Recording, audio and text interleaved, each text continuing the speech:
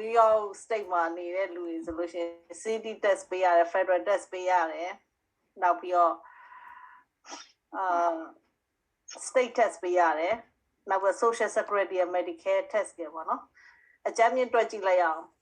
လူတယောက်က tax bracket ကထားပါတော့ 22% လောက်လဲအဲ့လိုမျိုးဖြစ်မှန်ဆိုလို့ရှိရင်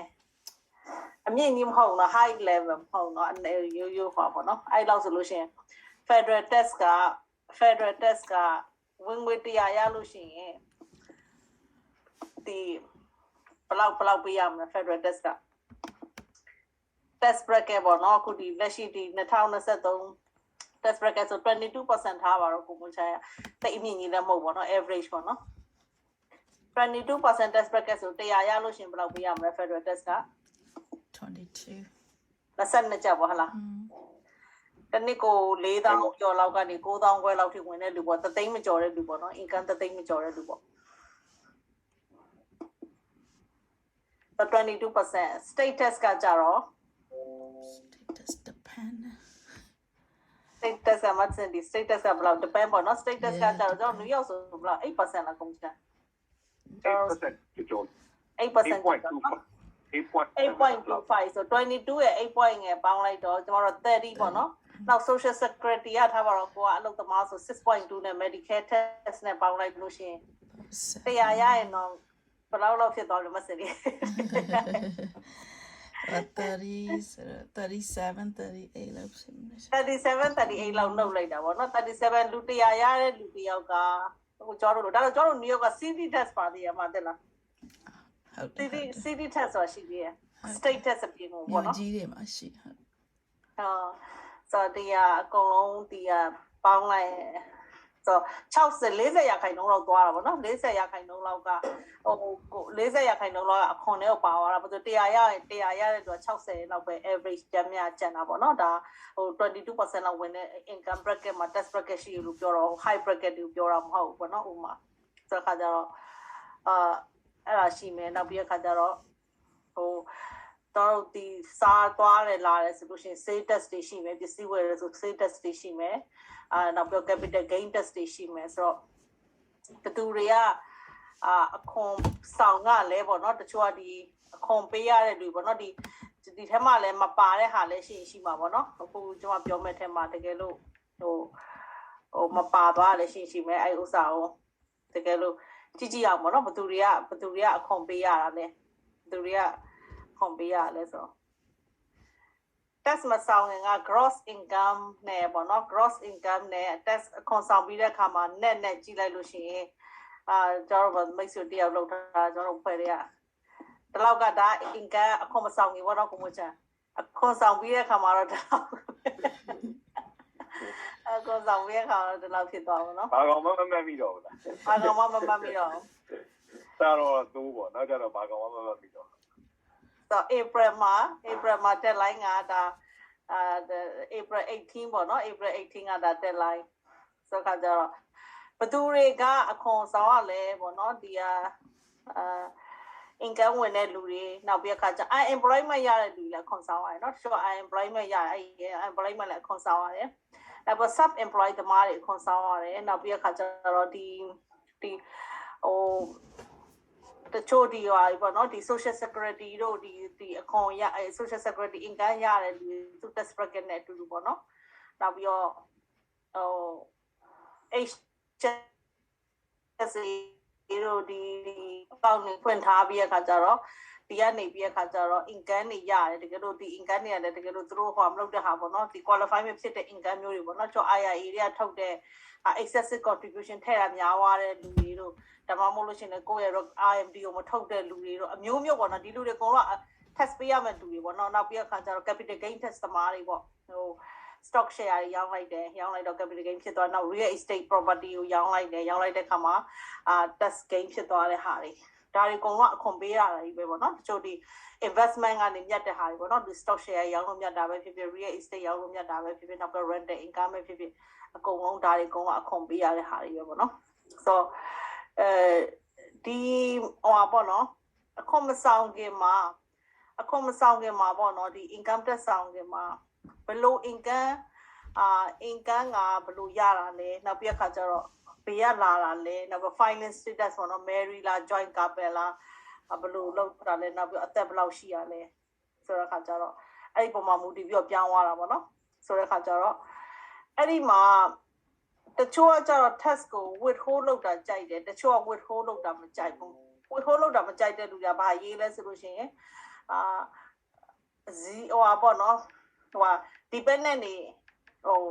dependent နေအများကြီးရေးထားတယ် dependent နေအများကြီးရေးထားပြီးတဲ့အခါကျတော့နှစ်ကုန်တဲ့အခါကျမှပဲပေးမယ်ပေါ့နော် test ပတ်စံကိုပြီးတော့ကိုကြိုသုံးထားတယ်နှစ်ကုန်တဲ့အခါကျတော့တချို့ကကြောင့်မဟုတ်ဘူးကိုကနေပြီးတော့0လို့လုပ်လိုက်တယ်0လို့လုပ်ထားလိုက်တယ်နှစ်ကုန်တဲ့ခါကျပြန်ရအောင်လို့ပေါ့နော် withhold များလုပ်ချင်တဲ့လူရှိရယ်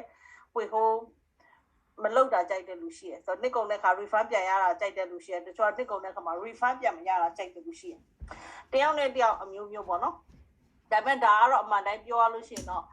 employee အနေနဲ့ပြောတာပါတကယ်တော့တထေးတွေကတော့ဘယ်သူမှ withhold လုပ်တာဘယ်သူမှမကြိုက်ဘူးပုံမှန်ချက်တည်းမှာနှစ်ကုန်မှပေးကြတယ်လူရွယ်ပေါ့နော်ဒါတော့တော်တော်များများတော့အကုန်လုံးစောင့်နိုင်တယ်များစောင့်ပြီးတော့နှစ်ကုန်မှပဲ IIS ကို okay ဘယ်လောက်ကြာလဲဆိုပြီးတော့ test သွားလုပ်ပြီးပေးတာပဲပေါ့နော်ဆိုပေးတဲ့လူနဲ့ပြန်ရတဲ့လူနဲ့ပြန်ရတဲ့လူတွေကကိုယ်စောသွင်းထားတဲ့လူတွေပေါ့ပေးတဲ့လူတွေကလုံးဝတစ်နှစ်လုံးလုံးမှလုံးဝမပေးခဲ့ပဲနဲ့နှစ်ကုန်မှပေးတဲ့လူတွေပေါ့နော်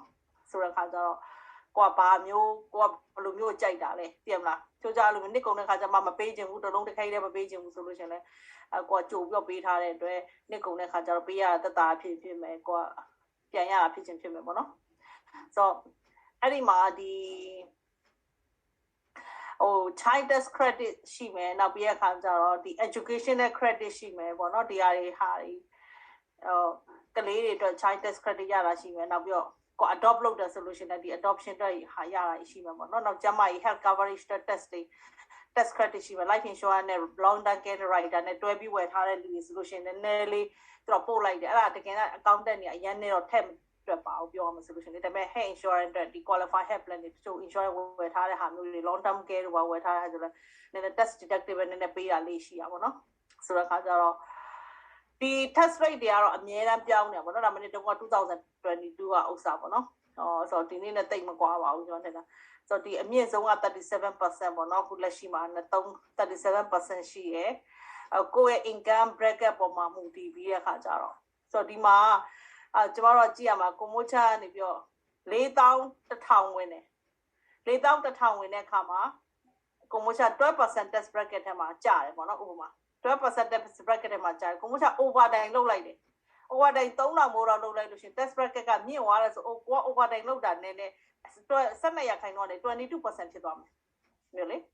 ဆိုတော့အဲ့မှာနည်းနည်းလေးသတိထားပါကိုကအများကြီးဆုံးအောင်တိကျမရှိဘူးပေါ့နော်နည်းနည်းလေးနဲ့ကိုကဒီများတဲ့ bracket တွေကိုရောက်သွားတာပေါ့နော်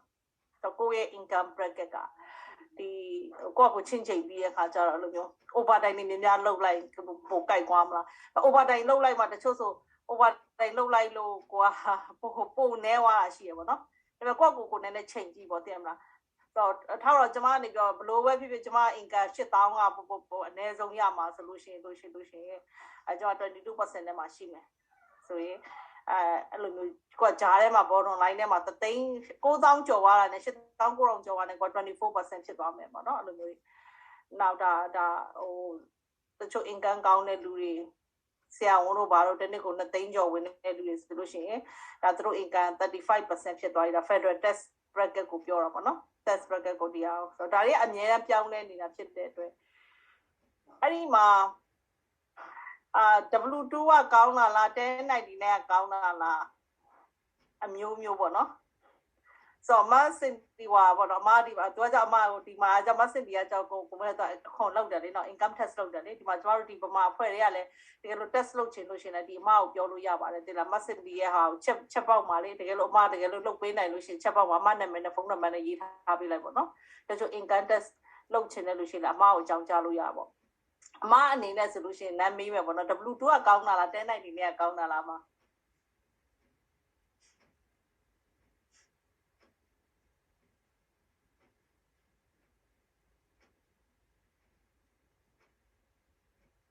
မစနေရှိသေးလားမသိဟုတ်ကဲ့ရှိတယ်လို့မရပါ W2 နဲ့1099ကဘယ်ပိုကောင်းတာလဲမဘယ်ရှိရဲ့ဟုတ်1099ကတော့ပိုကောင်းတာပေါ့ဟုတ် ဒါပေမဲ့အမှန်တော့အများစုကတော့လုံနေတကယ်ဆိုအလုပ်သမားဆိုတော့သူထူပဲထုတ်ရမှာပေါ့တကယ်စစ်တဲ့ခါတော့ပြန်လာတက်မယ်ထင်တယ်ဟုတ်ကဲ့ဟိုဘလို့လဲမှာတကယ်စစ်တဲ့ခါပြဿနာတက်မယ်ဆိုဟိုအလုပ်သမားဆိုလို့ရှိရင်သူထူပဲထုတ်ရမှာပေါ့နော်ဥမာအလုပ်ရှင်ကအချိန်နေပါလေလုပ်အချိန်နေချပေးထားတဲ့အချိန်တွင်သွားလုပ်တယ်ဆိုတာကိုယ့်ရဲ့အလုပ်သမားပဲပေါ့ဒါပေမဲ့လူတွေကတော့ထမ်းနိုင်တယ်ပဲထုတ်ကြတယ်ဟုတ်ကဲ့တချို့ကလို့ W2 ကြိုက်တဲ့လူလည်းရှိရပါတော့เนาะ W2 ကြတချို့ကြလို့အိမ်ဝယ်ခြင်းတဲ့လူတွေပါကြလို့ W2 နဲ့ဆိုအိမ်ချီရလွယ်ဆိုတဲ့ခါကျလို့ W2 ထုတ်ခိုင်းတာရှိတယ်ဒါပေမဲ့အခွန်အနေနဲ့ဆိုလို့ရှိရင်တော့10နိုင်နေနဲ့ကတော့ detective နဲ့ပို့လုပ်လို့ရပါဟုတ်လားမလို့လေဟုတ်တယ်ဈေးတွေလောက်ကြ detective နဲ့detective နဲ့ပို့ပြရတာပေါ့လေကိုပိုင်လောက်တာမျိုးဖြစ်သွားတဲ့အတွက်လေ10နိုင်နေနဲ့အကြောင်းဆိုအင်ကန်ကတော့ W2 ရှိရ10နိုင်နေနိုင်ရှိတယ်နောက်ပြီးတော့ဒီဟုတ်ကဲ့ကျွန်တော်မက်ဆေ့ချ်ကိုလည်းတစ်ချက်တော့ဝင်ပြီးတော့ဆွေးနွေးချင်လို့ပါတစ်ချက်လေးဒီအလုပ်မက်ဆေ့ချ်အလုပ်ရှင်တွေရဲ့ရှူဒေါင်းကနေဆိုလို့ရှိရင်ရောအလုပ်သမားကတော့မနှမ်းပြတာတော့အလုပ်သမားတွေရဲ့ရှူဒေါင်းပေါ့နော်အခွန်ကိစ္စဒါပေမဲ့အခုကကျွန်တော်မိမဲ့မိကွန်ကအလုပ်ရှင်ရှူဒေါင်းကအလုပ်သမားရှူဒေါင်းကိုကြည့်မယ်ဆိုလို့ရှိရင်ဆိုကြပါစို့ဗျာဥမာကျွန်တော်တို့နယူးယောက်မှာဆိုလို့ရှိရင်အခုမှကျွန်တော်နယူးယောက်မှာဆိုလို့ရှိရင်အလုပ်သမားတွေက full time လုပ်မယ်ဆိုလို့ရှိရင်ဟို benefit အစိုးရကသတ်မှတ်ထားတဲ့ guideline မှာသူက benefit ပြရတာတွေရှိရလေ full time full employee ဆိုလို့ရှိရင်ပေါ့နော်ဆိုတော့အဲ့လိုရှူဒေါင်းနေကြည့်မယ်ဆိုလို့ရှိရင်ရောအဲ့ဒါ1099ယူတဲ့လူကြတော့သူအလုပ်သမားမဟုတ်တော့ဒီ benefit တွေမရဘူးဒါပေမဲ့အလုပ်သမားရှူဒေါင်းအလုပ် W2 ယူရတော့အလုပ်သမားဖြစ်သွားတဲ့ချိန်ကတော့သူ benefit တွေဟိုပေးရမယ့်သဘောမှရှိတာဟိုအဲ့လိုမျိုးရှူဒေါင်းဆိုတော့ဘယ်လိုသဘောရဟုတ်ပေါ့ W2 ကအလုပ်ရှင်ကထုတ်တယ်ဆိုဒီဟိုemployment test ဟို 15.3% ကအလုပ်ရှင်ကတဝက်ပေးတာပေါ့နော်အဲ့ဒီမှာဆိုအလုပ်သမားကတော့တက်တာသွားတာပေါ့အဲ့တခုကနောက်တစ်ခုကထမ်းနိုင်ဟိုလုပ်တော့အလုပ်ရှင်တွေကလည်းပိုကောင်းတာသူတို့ကအများကြီးထုတ်ပေးလို့ရတယ်ပြီးရင်သူကဒါဟိုစရိတ်အနေနဲ့နှုတ်လို့ရတယ်ဆိုတော့အမြတ်ရော့သွားတယ်အလုပ်သမားတွေအနေနဲ့ကလည်းစရိတ်နှုတ်လို့ရတယ်ဆိုတော့နှစ်ယောက်လုံးကတော့အကျိုးတော့ရှိတယ်ထမ်းနိုင်အနေနဲ့ကတော့ဒါပေမဲ့benefit ကလည်းဟုတ်တယ်ဒီအမှန်ဆိုရင်ဒီ 15.3 ဟို self employment test ပေါ့နော်အဲ့ဒီဟာကတော့1099မှာထွက်ရမြအကုန်လုံးအပြည့်ပေးရမှာပေါ့အလုပ်သမားတွေဒီတစ်ခုကတော့ဟုတ်တယ် benefit တော့နည်းနည်းတော့ရောဒါပေမဲ့ဈေးနှုတ်လို့ရတယ်ဆိုတော့နည်းနည်းတော့ခြေသွားတယ်ထင်တယ်အဲ့လိုမျိုးချက်လိုက်နေတော့ဒီ social security နဲ့ medicare test ပေါ့နော်ကိုမချမ်းသေးလားဒီ social security နဲ့ medicare test နှစ်ခုပေါင်းက15ကျော်လောက်ပေးရတယ်လေနော်တကယ်လို့ကိုက W2 ဆိုလို့ရှိရင်အလုပ်ရှင်ကတဝက်ပေးရတယ်အလုပ်သမားတဝက်ပဲပေးရတယ်သိရမလားဆိုတော့အလုပ်ရှင်ကကိုယ့်ရဲ့ social security ကိုတဝက်ပေးတဲ့သဘောမျိုးပေါ့နော်သိရမလားဒါ W2 သမားတွေပြောပြတာပေါ့နော်1090နဲ့ကကျတော့ကိုက sub employee ဖြစ်တဲ့အတွက်ကိုကအကုန်ပေးရမယ်ဒီဟာခုနအမပြောတဲ့15.3 လားအဲ့ဥစ္စာအကိုကအကုန်ပေးရမယ် social security နဲ့ medicare test ကိုအကုန်ပေးရမယ်ဒါပေမဲ့အမပြောတာကြောင့် detective မှာလောက်တာများသွားတဲ့အတွက်နည်းနည်းအလုပ်ရှင်ကလည်းအနိုင်အတိအကျနဲ့ခုနလို W2 လို့တနားဘယ်လောက်လဲဘယ်နှစ်နာရီလဲလုပ်ပေးစရာမလိုတော့ပေးလို့အတိအကျနဲ့ social ဒီ1099မှာတော့ကိုမိုးချောက်ကျမ9000ထုတ်ပေးလိုက်တယ်6000ထုတ်ပေးလိုက်တယ်ရေးလို့ရတယ်ပေါ့နော်လေဒီကိုလှုပ်ရှုပ်တတ်တာပါတော့နော်အလုပ်ရှင်ကအလုပ်ရှုပ်တတ်တာလို့ရလို့တက်တာဟိုကတော့ W2 ကတော့အတိအကျပေါ့ကိုဆိုင်တယ်ပြီးတော့ W2 ကျတော့ကို full time သမားတွေဆို benefit ကတော့ပေးရမှာပေါ့သိရမလားလို့လေဆို benefit အခုကျ1099ကျတော့ benefit ကကိုယ့်ကိုထုတ်ဝယ်ရတဲ့သဘောဖြစ်သွားတော့ဟုတ်ကဲ့ပြရမယ်ဟုတ်ဒါပေမဲ့ကိုယ့်ရဲ့ company မှာကိုမိုးချ company တစ်ခု run ပြီးတော့ W2 တရားမှမရှိအားလုံး1099နဲ့ဆိုတော့ပြန်လိုက်ရှင်လိုက်လို့ရတာပေါ့နော်ဒေတာကိုမိုးချ audit line နဲ့ပါနေတာပေါ့ဟုတ်တယ်အဲ့ဒါတော့မရအနေနဲ့မြန်တော့အဲ့ဒါတပြေးပြေးတော့လိုက်လာပေါ့ဟုတ်ပါအခါအလုပ်သမားတွေကလည်းကိုမိုးချအလုပ်သမားတွေကလည်းအများကြီးရှိရအားလုံးက1099နေပဲပေါ့နော်ပြီးတော့အဲ့လိုမျိုးကြီးပေါ့ဒီဟာ W2 တရားမှမရှိဘူးဆိုအလုပ်သမားပုံမှန်အလုပ်သမားတရားမှမရှိတဲ့ပုံစံမျိုးဖြစ်နေတာပေါ့နော်တိတ်မမလေးတော့တိတ်ရေးမကြည့်ပါဘူးသိရမလား company တိတ်အလုပ်သမားတယောက်နှစ်ယောက်ကတော့ပြဿနာမရှိဘူးထင်တယ်လမ်းထင်တာလေဟုတ်တယ်နဲ့ corporation တွေမှာပို့ပြီးထိဟုတ်တယ် corporation တွေမှာနည်းနည်းကြီးရဲ့ဟာတွေအလုပ်သမား9ယောက်10ယောက်ရှိတယ်အဲ့လိုမျိုးဆိုလို့ရှိရင်တော့အကုန်လုံး1099နေပဲဖြစ်နေပါတော့နောက်တစ်ခုကကျ single finder နဲ့ marry finder နဲ့ပေါ့နော်မစင်ဒီဟိုတချို့ကကြတော့ဟို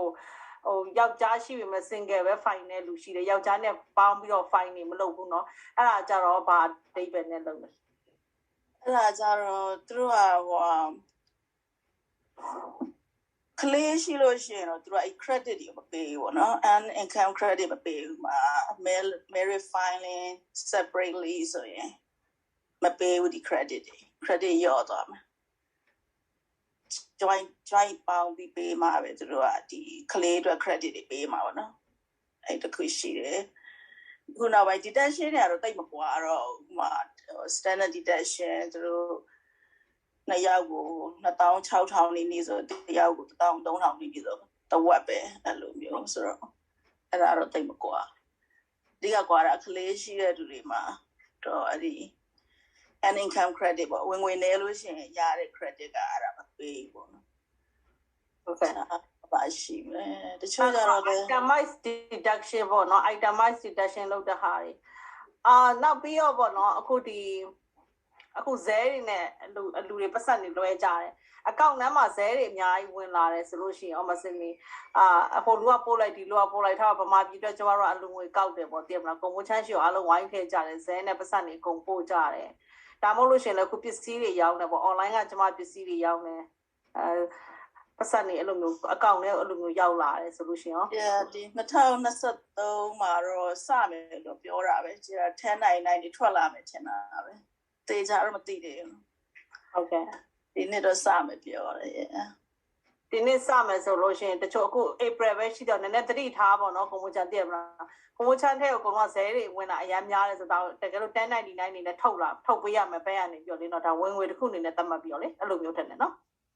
ဟုတ်တယ်ဒါမျိုးပေါ့အကြောင်းပြဖို့ထည့်လို့တော့ရမယ်ထင်တာပဲဘယ်လိုလာလဲမသိတော့ကြာ profit and loss ဆွဲခိုင်းပြောတယ်အေးပေါ့ဘယ်လောက်ဝင်နေဒါတော့မသိသေးဘူးဟုတ်ကဲ့ဒီဆိုတော့ဒီဆိုဒါ rule တစ်ပေါ့နော်ဒီ cell သမားတွေအတွက်ကို cell နဲ့ဒီပတ်စံနေငွေအလွဲပြောင်းလုပ်တဲ့ဟာတွေအတွက်ကိုပေါ့နော်တခါတော့ကြားတာလက်ဆောင်လို့ရေးလိုက်လို့ရှိရင်တော့လွတ်တယ်တော့ဟုတ်လားမဟုတ်လားလည်းသိချင်မသိတာဟုတ်ကဲ့ give နေတဲ့ cell မှာ give solution နေတော့လို့လေအဲ့လိုတော့ကြားမသိမဆန်ကြီးအဲ့ဒီဥစ္စာနဲ့ပတ်သက်ပြီးတော့ဇာတ်တွေအဝင်နေပတ်သက်ပြီးတော့ကျွန်တော်တို့အထွက်လက်ရှိတာပေါ့လေအဲ့တော့ကခုနလိုဒီကာလအတွင်းမှာဒီတော်လှန်ရေးအတွက်အပေးယူတွေဇဲကရှိကြတဲ့အခါကျတော့ကျွန်တော်တို့မနစ်ကလည်းရှိတယ်ဗျ။နေ့တော့ကျွန်တော်ကအဲ့ဒီ best statement ကို best statement မှာပါတဲ့ bank ရဲ့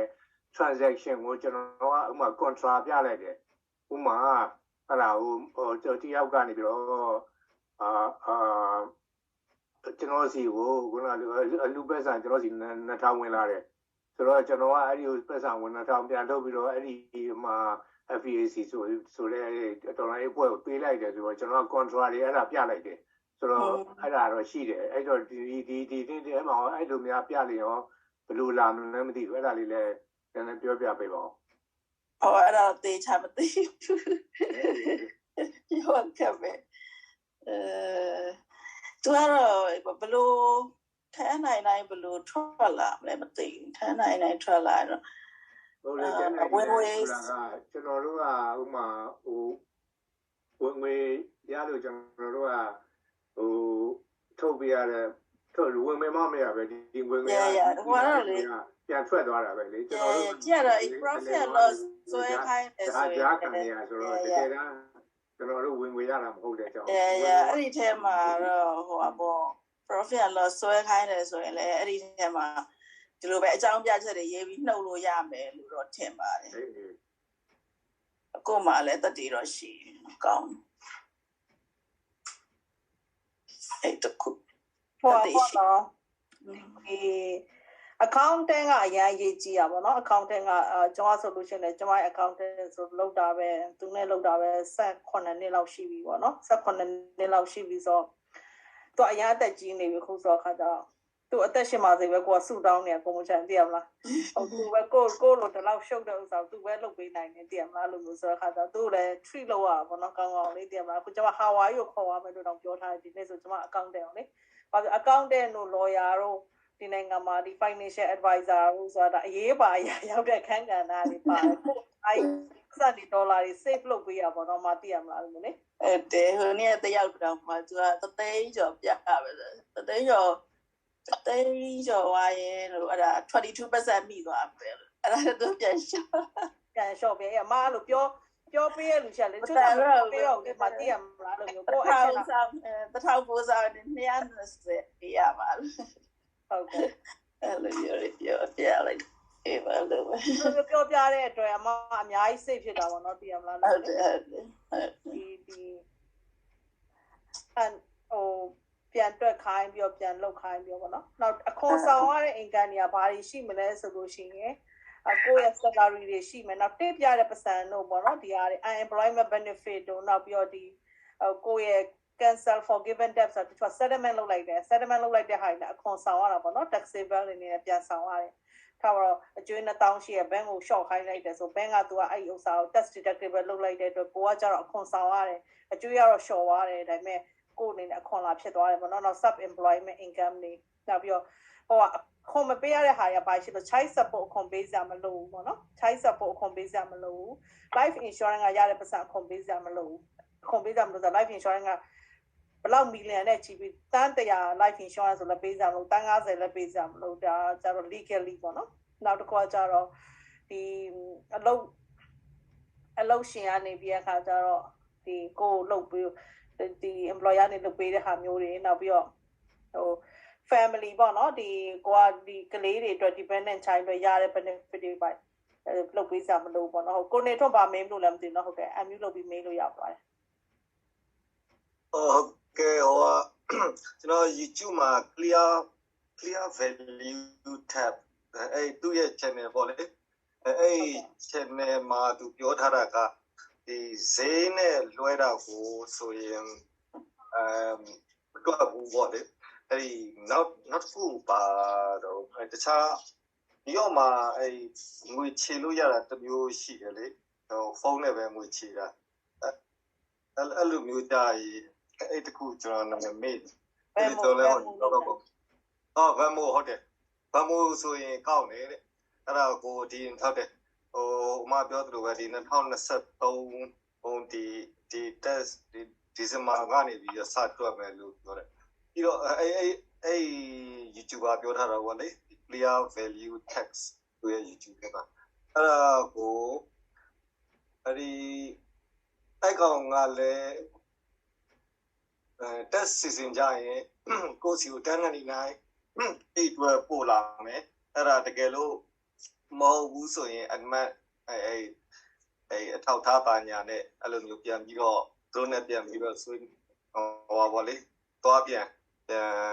လုပ်လို့ရတယ်တဲ့ပြီးတော့လေသူတို့က transaction ပေါ်ကြည့်ပြီးတော့ဒါက business ဟုတ်သလားမဟုတ်သလားအဲ့လိုမျိုးတွေလည်းပြန်ခွဲသေးတယ်တဲ့ဟုတ်ကဲ့သူ့ channel တွေမှာရှိတယ်ဘာလို့အမြဲတမ်းဝင်နေတယ်အမြဲတမ်းကြီးဝင်နေဆိုတာမဟုတ်တော့ fish လေနော်လူတိုင်းကဒါ transaction bank ကလည်းဒါ report လုပ်လို့ရပါတယ်တကယ်တမ်းလေ bank နေမှာလဲ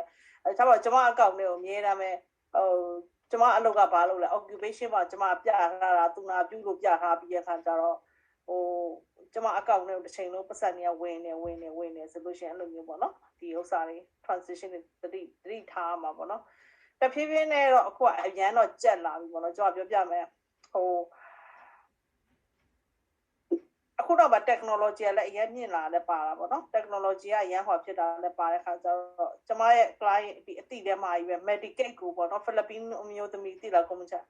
Medicaid fraud လို့မျိုးဖြစ်သွားတာပေါ့နော်ပတ်စံရှိရတာနဲ့ Medicaid ရှောက်တယ်လို့ဖြစ်သွားပြန်ရော်ရတယ်နော်3သိန်းကျော်ပြန်ရော်ရတယ်တလားဟိုတလားမမေးနဲ့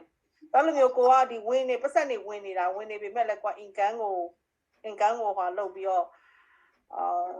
Medicaid ရှောက်တဲ့ဟာမျိုးပေါ့နော်တော့ကိုနေတော့ thank you ပါဟုတ်ကဲ့မစင်အဲ့ဒီမှာတစ်ချက်မေးချင်တာလေအခုနောက်ပိုင်းလဲချုပ်ဒီကုမ္ပဏီတွေကနေ credit card ကုမ္ပဏီတို့ဥမာ Costco တို့ပါလို့ဆိုသူတို့တည်ဆိုလို့ရှိရင် credit တွေပြန်ပေးတာရှိရလေအဲ့လိုမျိုးတွေဆိုလို့ကျွန်တော်ဒီဟာကဟိုအဲ့လို credit ပြန်ပေးတဲ့ဟာတွေရောဒါ tax ဆောင်ရတယ်မလားအမှန်တော့သူတို့ကကောက်ရတာတော့မဆောင်ရတယ်ပြောတယ်ဒါပေမဲ့ဒီလိုမျိုးသူတို့ကိုယ့်ရဲ့ social နဲ့မထုတ်လို့ရှိရင်တော့မဆောင်ဘူးပေါ့ကြည့်ရမလားအဲ့လိုမျိုးသူတို့ကမပြရတဲ့သဘောမျိုးသူတို့ကအစိုးရရှင် IIS ကို deductible မလုပ်ဘူးပေါ့ပုံစံတင်ပါမျိုးလေမလုပ်တဲ့သဘောမျိုးtax deduction နဲ့ tax credit နဲ့မတူဘူးပေါ့နော်မနော်ဟုတ်တော့ tax deduction ဆိုတာကျတော့ကိုယ့်ရဲ့ taxable income ကို short ချစေတာပေါ့နော်ကိုယ့်ရဲ့ tax liability ကို short ချစေတာဘယ်လောက် deduct ရတယ်ပေါ့နော်ဘယ်လောက် deduct ရတယ်အဲ့လိုမျိုး tax credit ဆိုတာကျတော့ဒီ dollar for dollar tax credit child tax credit ဘယ်လောက်ရ1000ရတယ်ဆိုကလေး3အောင်ရှင်3000ရတယ်အဲ့လိုမျိုးပေါ့နော်ဒါဒီ tax credit နဲ့ tax deduction နဲ့ပေါ့နော်အဲ့အသက်ကြီးလဲကလေးမွေးကောင်းတော့ပေါ့ကလေးကတော့မွေးလေကောင်းနေပဲဒုက္ခရောက်ရှင်ပြောတာ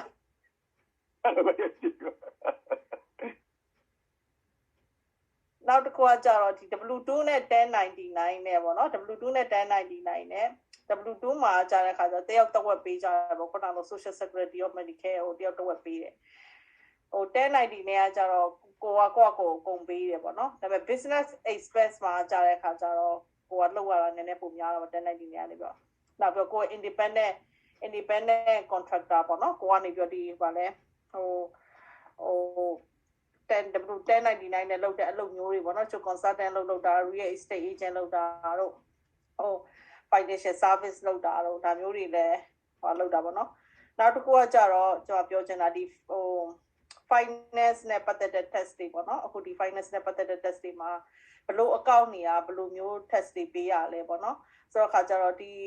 သူက test မှာ finance နဲ့ပတ်သက်တဲ့ test မှာသူက capital gain test ရှိရယ်နောက်ပြီး regular income test ရှိရယ်ပေါ့နော်ဆိုတော့ခါကျကျွန်မကstock share stock ဝယ်ထားတယ်ဝယ်ထားပြီးတော့ stock ရောင်းလိုက်တဲ့အခါမှာကျွန်တော်ရဲ့ profit ကထားပါတော့ကျွန်တော် profit က1000မြတ်တယ်ဆိုအဲ့ဒါ capital gain test ပေါ့နော်ဒီနေ့အတွင်းမှာအရောင်းဝယ်လုပ်လိုက်တဲ့ solution capital gain test နေနဲ့ပေးရတယ်ဒါ capital gain test capital gain test ကအခုဘယ်လောက် rate ရှိရထင်တယ်လက်ရှိမှာပေါ့နော် capital gain test နဲ့ regular income test နဲ့ပြရဖို့ကောင်းတယ်ထင်တယ်ဒါကို finance နဲ့ပတ်သက်သွားပြီပေါ့နော်ဒီပတ်စံစုတဲ့ amount တွေဒီကိုယ့်ရဲ့အကျိုးမြတ်ရတဲ့ဟာတွေ real estate transaction ပဲဖြစ်ဖြစ်ပါပဲဖြစ်ဖြစ်အဲ့လိုမျိုးကို stock ရောင်းတာပဲဖြစ်ဖြစ် mutual fund ရောင်းတာပဲဖြစ်ဖြစ်ပေါ့နော် capital gain test နဲ့ regular income test နဲ့ပါကွာလဲ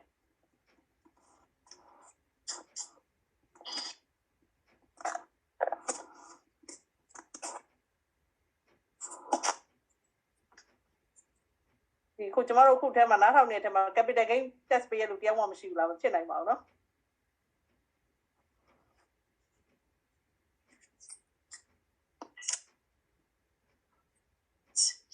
capital gain test ကအခုလက်ရှိ test bracket နဲ့ဆိုဘယ်လောက်ရှိလဲ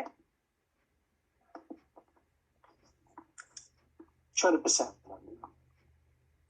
30% 20%. 20% right 20% ဟုတ်ကဲ့20% ပေါ့နော်20% သူကကိုယ့်ရဲ့အမြတ်ကတကယ်လို့ကိုယ့်ရဲ့အမြတ်က capital gain ကဟိုပါတကယ်က4000တက်ကိုနည်းတယ်ဆိုလို့ရှိရင်4000တက်ကိုနည်းတယ်ဆိုလို့ရှိရင်15%ပေါ့နော်တကယ်လို့ကိုယ့်ရဲ့ income က4000ကနေပြီးတော့9သိန်းထိဆို 20% ပေါ့နော်4000ကနေငါကျွန်မဘယ်လောက်မှလည်းမြတ်တာလည်းမဟုတ်ဘူးတကယ်လို့ဟိုကျွန်မလည်းဒီလောက်ကြီးမြတ်တာမဟုတ်ဘူး stock ကညက်လိုက်တာ2000လောက်ပဲဆိုလို့ရှိရင်ကျွန်မ15%ပဲဆောင်ရတယ် 15% ပဲဆောင်ရတယ်တကယ်လို့ကျွန်မမြတ်တာနည်းနည်းများသွားတယ်4000ကျော်သွားတယ်ဆိုလို့ရှိရင်တော့သူက20% ဖြစ်သွားတယ်ပေါ့နော် 15% ကနေ 20% ဒါခုလက်ရှိ capital gain tax ပေါ့နော်ဆိုတော့ regular income tax ဆိုတာကျတော့ကိုယ့်ရဲ့ income tax ဖြစ်သွားတယ် income tax ဖြစ်သွားတဲ့အတွက် 22% ဖြစ်မယ် 24% ဖြစ်မယ်37-35% ဖြစ်မယ်ဒါမျိုးတွေဖြစ်သွားတယ်ဆိုတော့ capital gain tax ကို regular income tax ကနည်းနည်း risky တော့နည်းနည်းပိုဖြစ်တာပေါ့နော်ကျွန်မအမြင်ပါဆိုလို့ရှိရင်သူကကျတော့နည်းနည်းများသွားတာဟုတ်တယ်မလားဒီ regular income tax က regular income tax ကဘာတွေမှာပေးရတာလဲဆိုလို့ရှိရင်ခုနလို 401k တို့ဘာလို့ထုတ်တဲ့ဟာတွေပေါ့နော် 401k တို့ IRA retirement ကောက်နေလေထုတ်တဲ့ဟာတွေ regular income tax ပေးရတယ် capital gain tax မဟုတ် capital gain tax က stock share ရောင်းတဲ့ဟာတွေ capital gain test ပေါ့နော် so raw IRA တို့ 41k တို့ IRA တို့ 43B တို့ဒီဟိုတွေကနေထုတ်တဲ့ဟာတွေကဆိုတော့ခါကျတော့ဟိုနည်းနည်းပေးရတာနည်းနည်းပုံများတာပေါ့နော်နောက်တစ်ခုကကြာတဲ့ခါကျတော့ဒီအခုလက်ရှိသမရပေါ့နော်လက်ရှိသမရနေပြီးတော့ဟိုသမရဘိုင်ဒင်ကနေပြီးတော့သူကနည်းနည်း proposal လုပ်ထားတယ် Congress မှာတချို့ဟာတွေ on the process မှာဖြစ်နေတယ်တချို့ဟာတွေ approve ဖြစ်ပြီးရတယ်ဖြစ်ချင်းဖြစ်မယ်ကျွန်တော်တေချာတော့အတိအကျတော့မသိဘူးဒါပေမဲ့အခုသမရဘိုင်ဒင် propose လုပ်ထားတဲ့ဟာလေးပေါ့နော်ကိုလက်ရှိသမရဘိုင်လုပ်နေလဲကိုလည်းနည်းနည်းသိအောင်ပေါ့နော်ဟိုနည်းနည်းဟိုအလုပ်တဲ့အနေနဲ့ပြန်ပြောလို့တကယ်လို့ဟိုကျွန်မပြောရည်နဲ့လည်းမစင်တီကနေပြီးတော့တကယ်လို့မနိုင်ဒီဥစ္စာတော့ law ဖြစ်သွားပြီဆိုလဲရှင်လဲကျွန်မတို့တစ်ချက်ပြန်ပြောပေါ့နော်သိရမလားဆိုတဲ့ခါကျတော့ဒီမှာသူကကြတော့ဒီသူရဲ့ဒီ Biden ကသူကဘာပြောလဲဆိုတဲ့ခါကျတော့ income tax rate ကိုသူက propose လုပ်ထားတယ်ထပ်တက်အောင်ပေါ့နော်ကိုမကြအခု37ကနေ income များတဲ့လူတွေကို 39.6% ဖြစ်အောင်ပေါ့နော်4သိန်းခွဲနဲ့အထက်ဝင်တဲ့လူတွေကိုနောက် estate tax ကိုလည်းအခုလက်ရှိကနေပြီး5တန်းထိအောင် short ချဖို့လုပ်နေ5 million ဆိုတော့နယူးယောက်မှာအိမ်နှလုံး3လုံးလောက်ပိုင်တဲ့လူရဲ့5 million အသာလေးဖြစ်သွားပြီပေါ့နော်ပြောချင်တယ်ဆိုတော့ဒီ long term capital gain ကိုလည်း 25% ကိုတင်ဖို့လုပ်ထားတယ်ဆိုတော့ test တာတော့သူ propose လုပ်ထားတော့တခုမှမရှိဘူးเนาะကိုမချက်သေးဘူးလားသမရဘိုင်ဒီကတော့လုပ်ထားတဲ့ဥစ္စာတော့နိုင်ငံတော်လည်း budget လည်းလုပ်တယ်ပတ်စံလည်းလုပ်တယ်ဆိုတဲ့ခါကျတော့ပြီးတော့ဒီ raw IRA ကိုလည်းဒီဟို backdoor လုပ်ဖို့ကမလုပ်တော့ဘဲနဲ့ပေါ့နော်ဆိုတော့ဒီ payroll tax တွေကိုလည်းများဖို့ပေါ့နော်ဒါကြီးလည်းသူခုသမရဘိုင်ဒင် propose လုပ်ထားတဲ့ဟာတွေပေါ့နောက်ထပ်ကကြတဲ့ခါကျတော့ဒီဘာတွေလုပ်ထားသေးလဲဆိုလို့ရှိရင်ဒီ 401k တို့မှာ face out လုပ်တဲ့ဟာတွေကိုအဲ့ဒါကိုလည်းအဲ့ဒါ amount တွေလည်း short ချထားတယ်အဲ့သူလုပ်ထားတဲ့ဟာတွေပေါ့နော်ဆိုတဲ့ခါကျတော့အခုကတော့နည်းနည်းဟို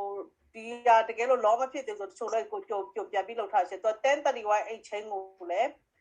eliminate လုပ်ဖို့စဉ်းစားနေပေါ့နော်ကိုမချ1031 exchange တွေအကုန်လုံး eliminate လုပ်ဖို့သူအိမ်တစ်လုံးကနေတစ်လုံးကိုရောင်းပြီးတဲ့ခါကျချက်ရက်ပေါင်း60အတွင်းမှာနောက်ထပ်အိမ်တစ်လုံးဝယ်တယ်ဆိုလို့ရှိရင်အခွန်ပေးရမယ့်ဟာအခွန်ပေးရတာအခုအဲ့ဒါကိုလည်းအဲ့ဒီဥစ္စာကိုလည်းတင်ထားတယ်ပေါ့နော် Congress မှာ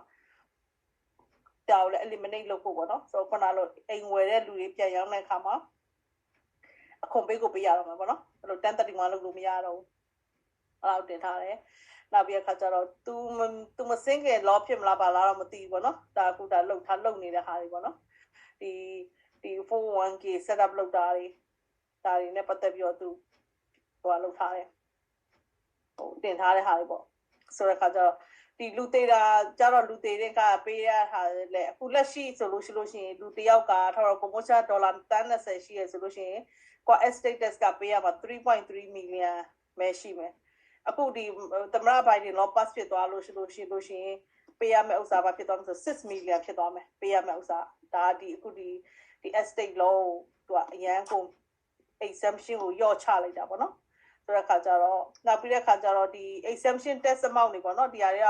ဟိုပို့ပြီး accountant တွေကတော့ပို့သိမှာပါဒီဟို couple ဆိုလို့ရှိရင်ဘယ်လောက် exemption ဖြစ်တဲ့ဟာတွေဒါတွေကိုလည်းဒီ tax ပုံမှန်လုပ်နေကြဒီ tax exemption တွေကိုလည်းဟို short ချဖို့လုပ်နေတာပေါ့နော်ဆိုတော့ကျွန်တော်တို့ကတော့နည်းနည်းတော့နည်းနည်းတော့သိတင်တာပေါ့နော်နောက်ပြီးအခါကျတော့ဒီဟို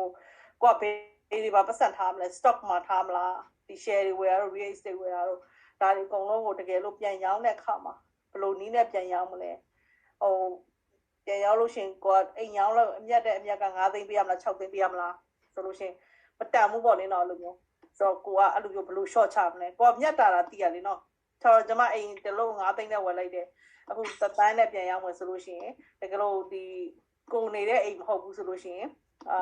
deductible မရှိဘူးဆိုလို့ရှိရင်ကျွန်မဒါအခွန်ပေးရမယ်ပေါ့နော်ခွန်ပေးရမယ်ဆိုတော့ခါကြတော့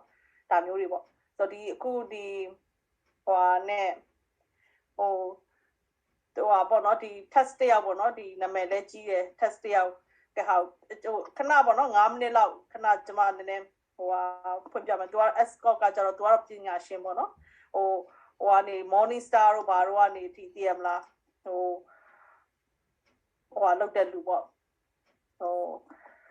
သူခေါ်ပြီးဆွေးနွေးရတဲ့လူပေါ့နော်ကိုမချန်တည်ရမလားဒီ America မှာဆိုရင်ဒီ income tax ထဲမှာသူကဟိုထဲမှာပါတာပေါ့နော်ဒီဟို ကလေးတစားသူများတွေကသူ့ကိုဖိတ်ပြီးတော့ဟောလုပ်ရတဲ့ဟာမျိုးပေါ့နော်ဆိုတဲ့အခါကျတော့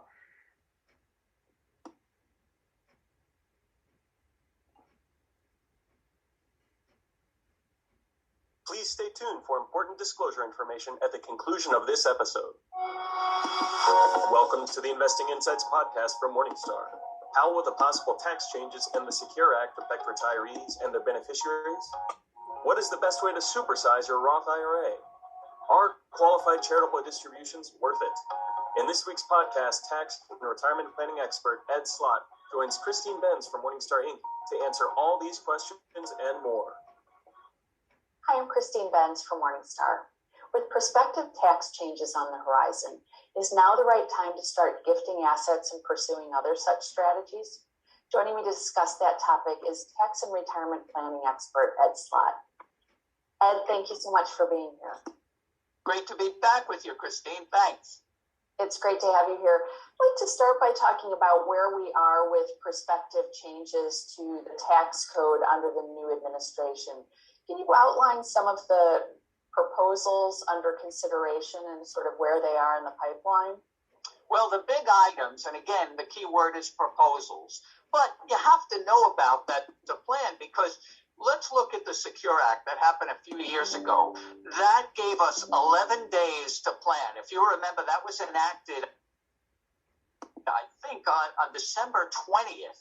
And you had 11 days to scurry around and plan. Because it was effective January 1st. So we don't even know where these proposals are going. First thing, if I was a betting man, not that I would go to Las Vegas, but if I was a betting man, one of the proposals said some of these changes may be retroactive back to April. I don't think that's going to happen. I would bet heavily against that because we're too far into the year. And it just has a sour taste to change the rules where people already made decisions to go retroactive. I don't think we'll see that. So anything we're talking about now, I think if it does happen, it's going to be effective January 1st. So it's a good time to have this discussion, be aware of the issues, because you do have time to plan if you want to make plans. So some of the things they're talking about, basically income tax, capital gains, and estate and gift tax are the big issues, where all the big money is. So the income tax, maybe they want to raise the rates on people that make $400,000 or more, but there's all kinds of permutations to that. We don't really know where that's going to go. And it may even affect people that are under $400,000, but they're over $400,000 for 1 year. Somebody sells their house. There was just a story in, I think, the Wall Street Journal recently called the 1 year millionaire. So right. For 1 year, all of a sudden it hits you. So that brings us to the capital gains rates, which is a preferred rate. You could pay 20%, 23.8%. They're thinking making that equal to ordinary rates, which could run over 40% if you add in that extra 3.8% tax on net investment income for higher earners. So if they made them the same, the only time that ever happened before was in the 80s, and I think it only lasted a couple of years. So that would take a lot of the planning off the table because where everybody tries to get capital gains, now it might be treated like ordinary income. I don't know if we'll see that. Then probably the biggest change, and the one that will hurt a lot of people that weren't planning on it, is the elimination of something called step up in basis for capital gains, for long-term capital gains. Just to give you a quick example, if you bought your home for, say, $100,000 many years ago, and now it's worth $2 million, that gain would be relieved at death, or a stock. You bought a stock for $100,000. Now it's worth $5 million. Your beneficiaries pick it up at $5 million. All the income tax on that appreciation is eliminated at death. So not only do they want to eliminate that big benefit for the appreciation, but they want to tax it at death or some other transfer as if you sold it. I think that's a nightmare waiting to happen, even though you didn't sell it. So where are you going to get the money to pay the tax just because it appreciated then at death? I think this is a loser provision. It would be a mess. Plus, they would have to couple it and fix the estate tax because then you'd have it included for income and estate tax. And by the way, that may sound awful, but what I just described is an IRA. An IRA was always subject to income tax and estate tax, which is why I love Roth IRAs. At least it eliminates the income tax, still included in the estate. So I think that may be a bridge too far, but if you're worried about that, maybe you want to sell some of your winners now for the stocks, lock in today's low capital gain rates, and here's a nice play, use some of the proceeds from that to pay the tax on a Roth conversion. If you're worried about higher taxes in the future on your IRA, move more of that to the Roth. So use those proceeds to pay the tax on a Roth conversion. You may want to look at that. Also on the estate tax side, estate and gift tax, we have a huge exemption now. Over $11 million, $11.7 million. There's talk of lowering that. So you may want to take advantage of using some of that exemption now during lifetime, which it can still be used for the rest of 2021 through lifetime gifting. We don't know where that's going to go next year. So you may want to lock in some of the things you know, the low tax rates, the low capital gain rates, and the large estate exemptions. Now, if you want to wait till the end of the year, because we don't know what's going to happen. A lot of this can wait till year end. But bigger assets like the sale of a business, you have to get the wheels going now. For example, if you want to sell a stock, the law comes in December 20th, let's say, all right, you push the button, I'm selling. But you can't do that on selling like a piece of land or a business. You know, you may want to get the process going if you're truly worried about that to the point where you can push the button right at year end, or not, if it seems like it may not be an issue. But these are things everybody has to think about, because this is what's been proposed in a number of different bills in Congress, none of which may come to anything, but you never know. Well, that was my question, Ed, is I think investors, people wrestle with how preemptive to be in terms of making changes to their portfolios, selling things, gifting things, if none of this is a done deal. Well, it's not a done deal, but I don't believe, personally, my own opinion, again, not a betting man, my own opinion that anything drastic, like some of the things that I think are a little extreme, are not going to get passed, because you have a 50-50 Senate.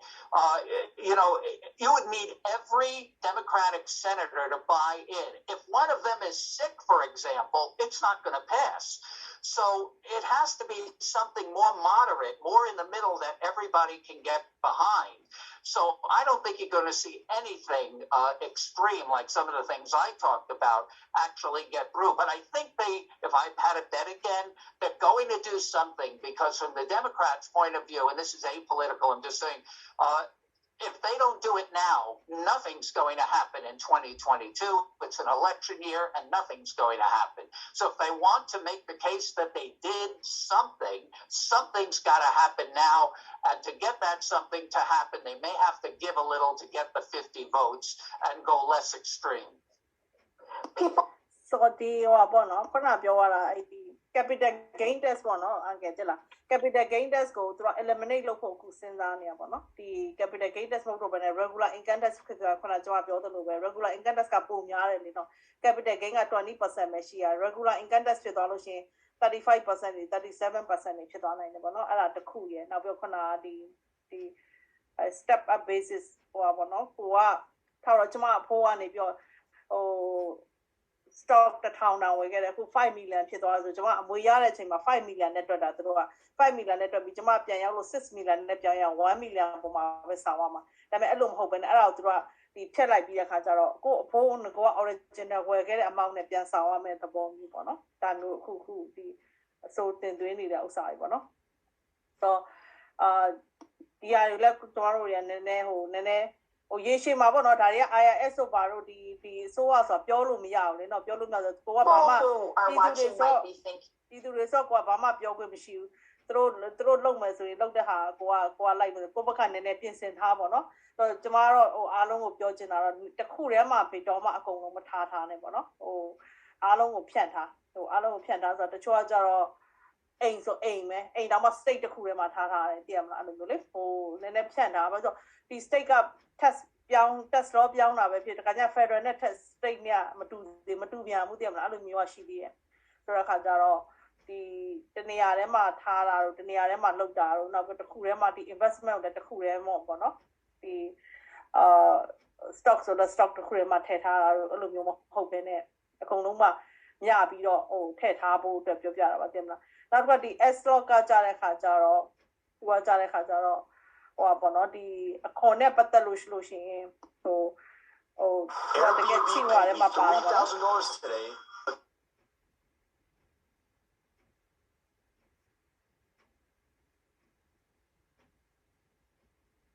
Consumer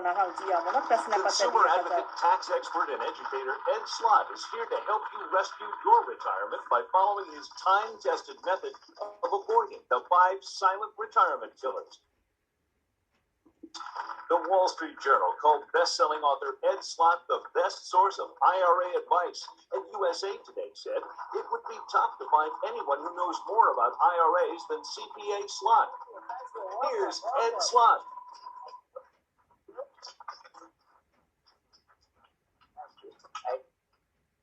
Hi, everyone. I'm Ed Slott, and this program is called Life Insurance for Life and Beyond. Well, first, why am I talking about life insurance? Because life insurance may be the most underused strategy to protect large retirement balances from being decimated at the highest levels of taxation. So who's most at risk? Those of you who have the largest IRAs or other tax-deferred savings accounts. If you have taken the time to watch this DVD, then I know you want to learn more. So before we begin, just so you know, I don't sell life insurance. So why should I care? I don't sell stocks, bonds, funds, insurance, or annuities. I'm a tax advisor, but it's all about the taxes. I also believe most people don't understand how life insurance works as an effective planning tool. I don't sell it, and I'm no expert in exactly how all the various life insurance contracts work. That's why there are life insurance professionals that you need to work with to fill in all the details. But I do know the end result. It's like a car. I know it gets you there, but I don't know how the engine works. You know how life insurance can fix lots of and and tax-free wealth. And you know, I love tax-free.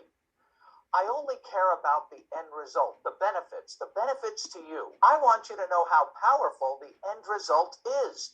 I want to give you enough here so that you'll understand what life insurance tax planning can do for you and your family, both during your lifetime and after your death.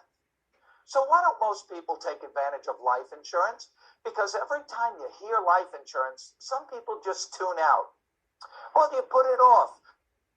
And most times you hear about life insurance, you're hearing about it from someone who sells it. So maybe you feel like you're being sold rather than being advised. Maybe you think, they're just trying to sell me something. So you think, I'll avoid the meeting or avoid the discussion. And maybe you're right. Maybe you feel that you're just being sold, so you don't see a benefit to you. But I'm here to tell you, you could be wrong.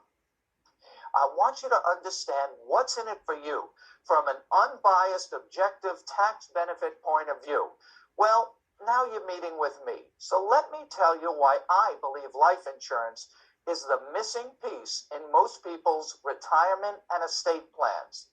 The tax exemption for life insurance is the single biggest benefit in the tax code. I don't even think life insurance professionals use it enough or appreciate it enough. Maybe that's why they don't sell enough of this product. I put this brief guide together for you in the hope that you'll view it and see how tax planning with life insurance provides powerful benefits. And then you'll continue this conversation with your life insurance agent who can fill in all the details. Except that now, when you meet with him or her, you'll have a better understanding of the benefits and what questions to ask. You'll definitely be more involved in the discussion, especially when it comes to your retirement. First, let's see what the problem is. And let's see what the solutions are. The good news is that taxes are generally money problems, and life insurance puts lots of free money, tax-free money in your pocket. So most tax problems can easily be avoided with great planning. Here are both the problems and the solutions. And I want to give you this program on two levels. The problems that can affect you during your lifetime and the problems that can affect your beneficiaries, your family, after your death. So why would you care about a solution if you didn't think you had a problem? Well, if you have taxable savings, you have a problem, and so do your beneficiaries. In my public television program, I tell you about what I call the 5 silent retirement killers, and they must each be addressed, and one of them is risk. Most people think of this as investment risk, as in the stock market. But when it comes to your retirement savings, especially taxable IRAs and 401ks, an even bigger risk is tax risk. Many people think that simply having retirement savings is enough. It's not. It's what you keep that counts after taxes. There's a mortgage on your tax-deferred retirement savings. Most of that is owed right back to the government. In fact, future taxes could be 50 or 60% or more by the time you reach in for yours. That's not real money. The only real money is tax-free money, spendable money, where you keep it all. Plus, with IRAs and 401ks, you have to take required minimum distributions on that money after you reach age 70 and a half years old, and you're forced to pay taxes on the government schedule, not yours. That's the government plan. That's not real money since it's all subject to tax. Are you wondering what future taxes could do to your retirement security? You should be. You know why? You've caused the problem, especially if you've done everything right. You saved, you sacrificed, and built a healthy retirement account, a 401k or an IRA. So what's the problem with IRAs? The problem is they're tax deferred, not tax free. That money will be taxed at some future point. With an IRA, a SEP IRA, a simple IRA, 401k, 403b, or any other type of tax deferred retirement plan, you received your tax deduction up front. Your retirement funds have grown tax deferred all these years. So far, so good. You've done well. But there'll be a day of reckoning. You'll owe income tax when you begin to withdraw, just when you need the money the most. How much tax? We don't know. That's the problem. You won't know that until you need the money the most in retirement or after you die when your family inherits. This uncertainty keeps people up at night. So that is the tax risk. But there's another risk. Market risk. Your retirement savings and other investments, if invested in the stock market, are also at risk of being lost to more Wall Street fraud or manipulation or a market crash at the wrong time for you. So let's review up to this point. Typical tax-deferred retirement savings like IRAs and 401ks are subject to two major risks, investment risk and tax risk. Now here's where the life insurance comes in. Life insurance can be used to remove both of these risks. Investment risk with life insurance, you get certainty, a guarantee. You cannot get a guarantee in the stock market. And tax risk, you eliminate that by never having to pay tax on this money. So you need to create a plan to move your money from accounts that are forever taxed to accounts that are never taxed. Life insurance is the best provision in the tax code to do that. Wouldn't you sleep better at night if you knew your retirement savings were no longer subject to these risks? But still, the benefits are misunderstood and not used enough in planning. So what are the benefits and exactly how would you use life insurance in your planning? First, when I talk about life insurance, I'm referring to permanent insurance, permanent life insurance. So that's the life insurance နဲ့ပတ်သက်ပြီး income tax နဲ့ပြောရတဲ့ဥစ္စာပေါ့နော်နောက်တစ်ခုကကြားတဲ့ခါကျတော့ဒီ tax defer နဲ့ tax defer account နဲ့ tax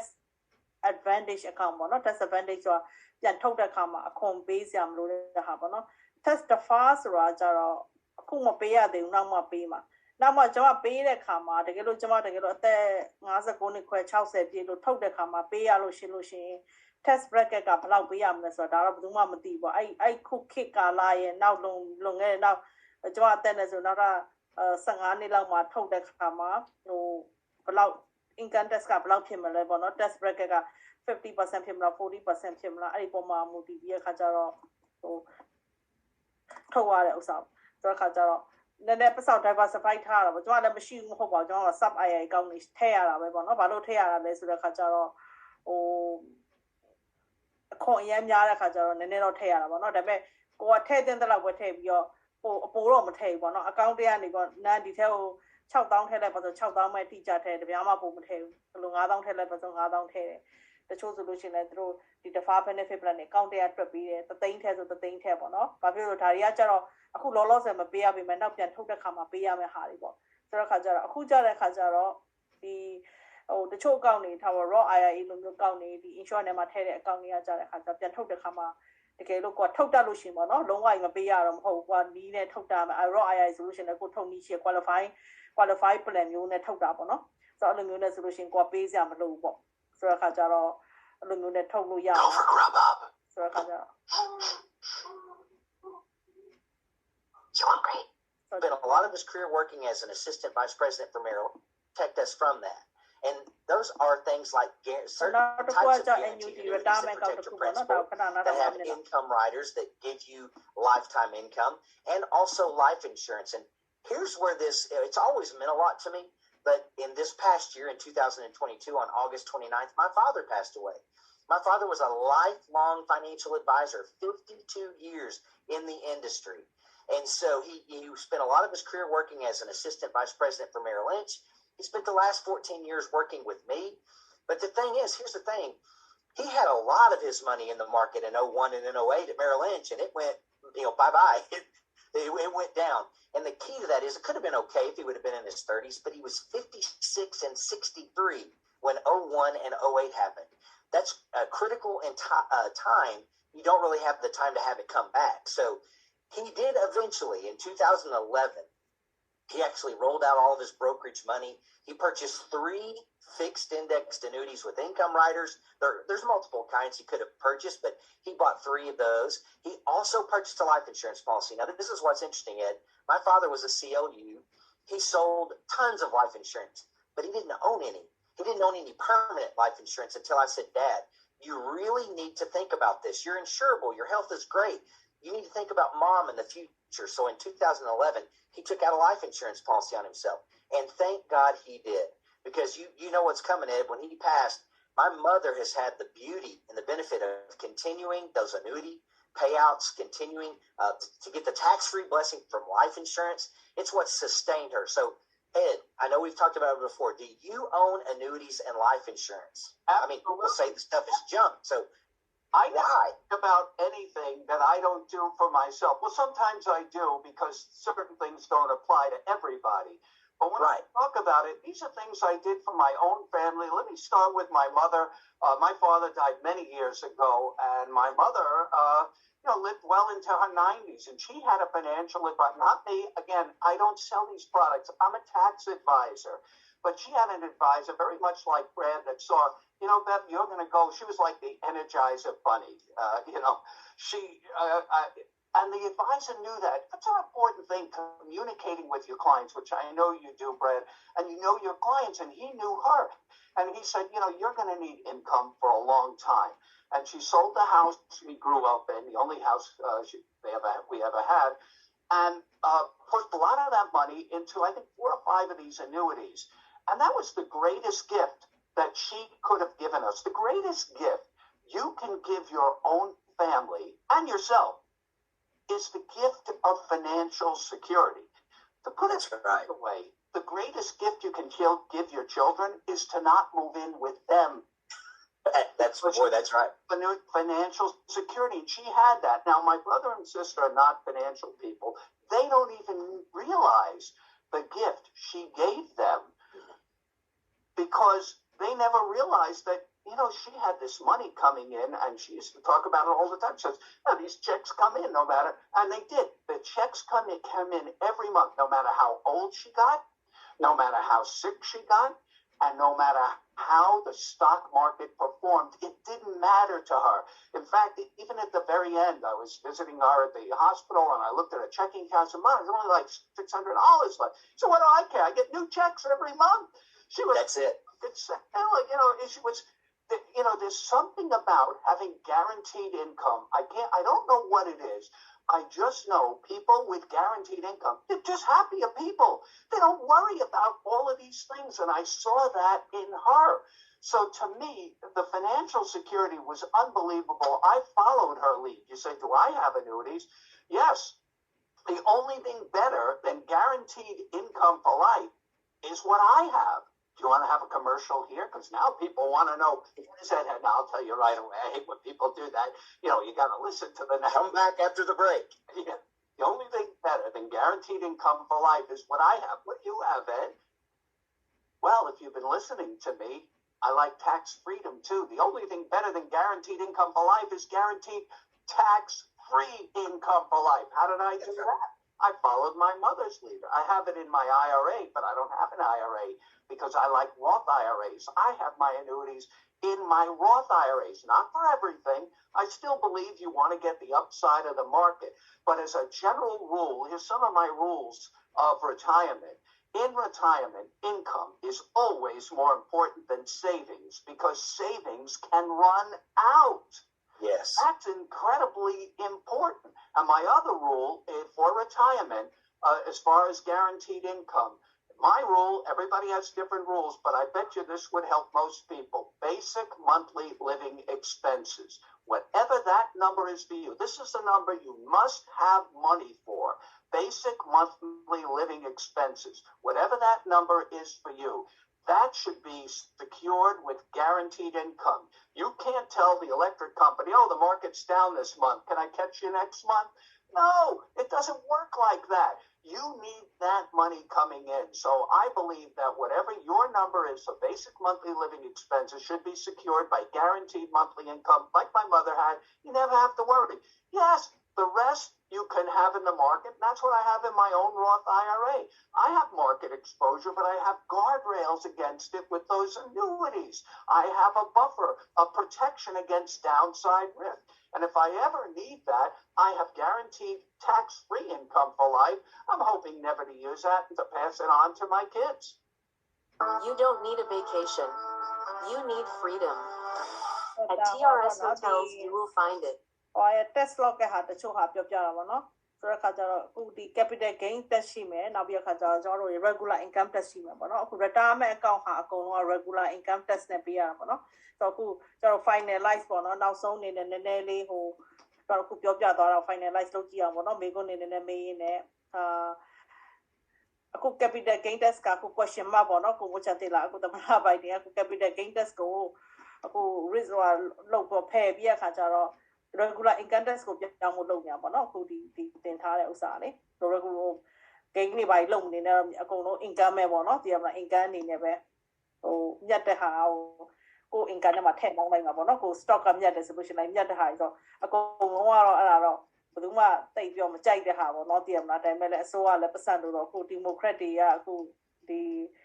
သူတို့မစင်းကမှာပဲဖြစ်ပါပဲဖြစ်ဒါသူတို့ဟိုလောက်ထားတဲ့ဟာပေါ့ proposal လောက်ထားတဲ့ဟာပေါ့နော်ဆိုတော့ဒီဟာတွေကိုကျွန်တော်လည်းနားလေရမှာပေါ့နော်ဆိုတော့နောက်ပြီးအခါကျတော့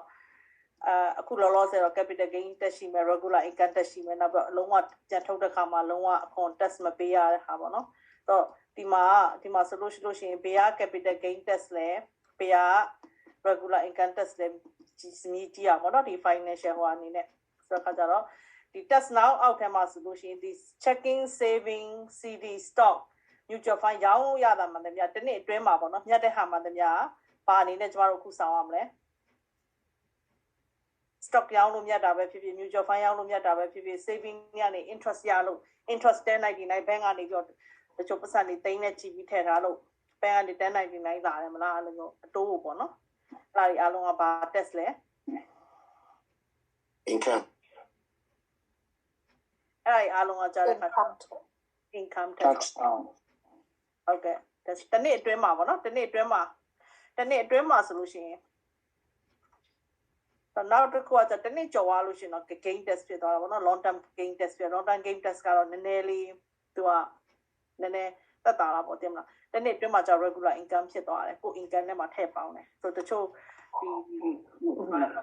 နောက်တစ်ခုကကျတော့ဒီ tax later ထဲမှာပေါ့နော် tax later ဆိုနောက်မှထုတ်လို့ရတဲ့အကောင့်တွေဒီ 401k တို့ 403b IIA တို့ annuity တို့ pension တို့ဆိုတော့ဒါတွေက ပြန်ထုတ်တဲ့ခါမှာဘယ်လို test မျိုးပေးရမလဲ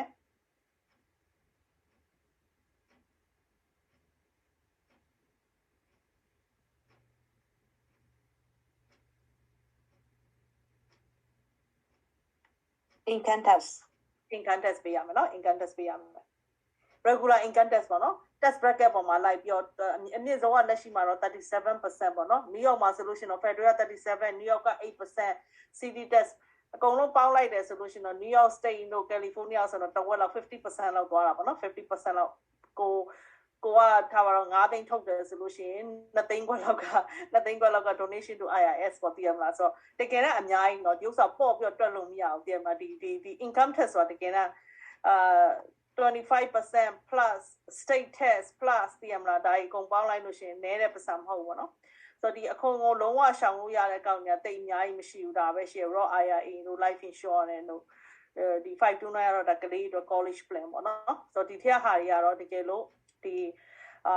raw IRA ဆိုလဲ qualify အနေနဲ့ထုတ်တယ်ဆိုရင်ပြန်ထုတ်တဲ့ခါမှာအခွန်လုံးဝပေးစရာမလိုကျွန်တော်ဒေါ်လာ3,000ရှိရ raw IRA ကောက်ထဲမှာအသက်60ပြည်ကိုပြန်ထုတ်တယ်ဆိုလို့ရှိရင်အခွန်လုံးဝပေးစရာမလိုဘူးနောက် life insurance တွေကပတ်စံပေါ့နော်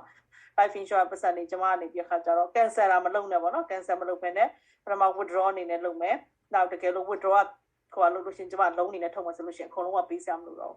ဆိုတော့ raw IRA ကတော့နည်းနည်း limit ဖြစ်တာပေါ့နော်တနည်းကို 6,000 9,000 လောက်ပဲထည့်လို့ရမယ် life insurance ကတစ်လောက် 1,000 ထည့်လို့ရ 2,000 ထည့်လို့ရတာကို plan ပေါ်မှာမူတည်ပြီးပေါ့နော်7 pay test ကို schedule ကြည့်ပြီးတချို့ account တွေက3သိန်းထိထည့်လို့ရတာရှိမယ် 9,000 ထိထည့်လို့ရတာရှိမယ်ကိုဝယ်ထားတဲ့ plan ပေါ်မှာမူတည်ပြီးတော့ဒါအခွန်ကိုလုံးဝရှောင်တဲ့ဟာပေါ့ကျွန်မရဲ့ retirement ပေးမှာထည့်လို့ဆိုကျွန်မ life insurance မှာအများကြီးထည့်တာပေါ့နော်ဘာဖြစ်လို့ဒီတဲ့ဟာတော့ကိုယ်ခုနasrop ပြောတယ်လို့မျိုးဒီထက်ဟာတွေကတော့ကိုပြန်ထုတ်တဲ့ခါမှာအခွန်မဆောင်အောင်ဆိုတော့ကိုယ့်ရဲ့တကယ်ပတ်စံလို့သတ်မှတ်လို့ရတာပေါ့နော်ဒီ sub IRA အကောင့်တော့ IRA အကောင့်တော့ပတ်စံတော့ဖျားတာနေရပါတော့ဒီမှာကိုပြန်ထုတ်တဲ့ခါကျလို့ရှိရင်သူက test bracket ကဘယ်လောက်ဖြစ်သွားမလဲ 30% ဖြစ်မလား 30%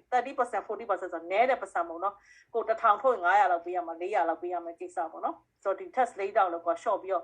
ပေါ့ပြီးတော့တွက်လို့မရဘူးပေါ့ဒီမှာနောက်တစ်ခုကကြတော့ဒါတော့ညံစမ်းပေါ့နော်ကိုမချန်တယ်လားညံစမ်းအနေနဲ့โอเคခုလက်ထမ်းမှာဒေါ်လာ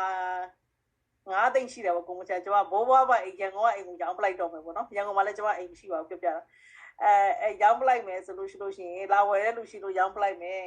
ဒေါ်လာ9သိန်းပေါ့နော်ဒေါ်လာ9သိန်းတမောင်းလို့ရှိရင်အမွေရတယ်ပေါ့နော်ဘဏ်ကောင်တွေကိုကျွန်မဒီ US ဘဏ်ကောင်တွေကိုဒေါ်လာ9သိန်းရောက်လာတယ်ဒါမှမဟုတ်လည်းထိပေါက်တယ်ပေါ့နော်မနေ့ကတော့ပေါက်သွားပြီသူပေါက်သွားလဲတော့မသိဘူးသိရမလားခု10ပဲပြန်ဖြစ်သွားပြီအဲ့လိုမျိုးတကယ်လို့ပတ်စံအများကြီးရှိရဆိုလို့ရှိရင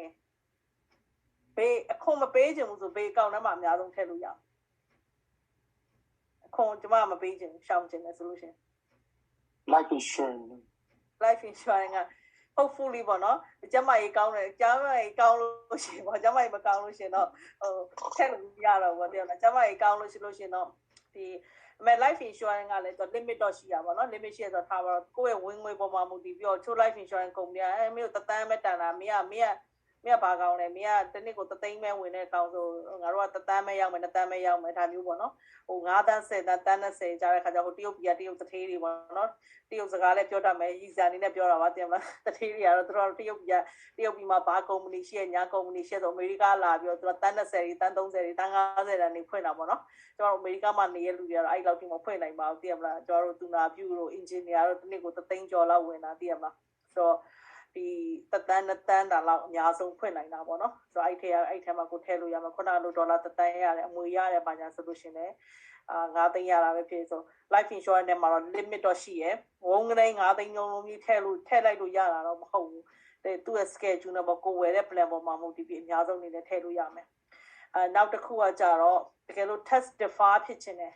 test defer ဆိုတော့ okayဒီနေ့ဟိုလောလောဆယ်ကိုမထုတ်မချင်းပတ်စံလေးတွေတိုးနေအောင်ပေါ့နော်ဒါတော့ကျွန်မ9သိန်းကနေ6သိန်းဖြစ်နေမယ်9သိန်းဖြစ်နေတဲ့အချိန်မှာဟိုအခွန်မဆောင်ခြင်းဘူး so far so good လိုမျိုးနဲ့အခွန်မဆောင်ခြင်းဘူး9သိန်း10သိန်းဒီနေ့တစ်ခါကြီးခွန်ဆောင်အောင်မှာအရန်ကိုဟောဖြစ်တယ်အခွန်မဆောင်ခြင်းဘူးတော့သူပတ်စံလေးတွေတက်နေပါစေဆိုလို့ရှိရင် annuity တစ်ခုပဲရှင်နော်လိုက်ရေးထားလို့ရတယ် annuity ထဲမှာပဲထည့်လို့ရတယ်ဒီ test data က 41k ထဲမှာလည်း2000ကျော်ပဲထည့်လို့ရမှာပုံမှန်အဲ့ထက်ပိုထည့်လို့မရအောင်နော် IRA ထဲမှာလည်း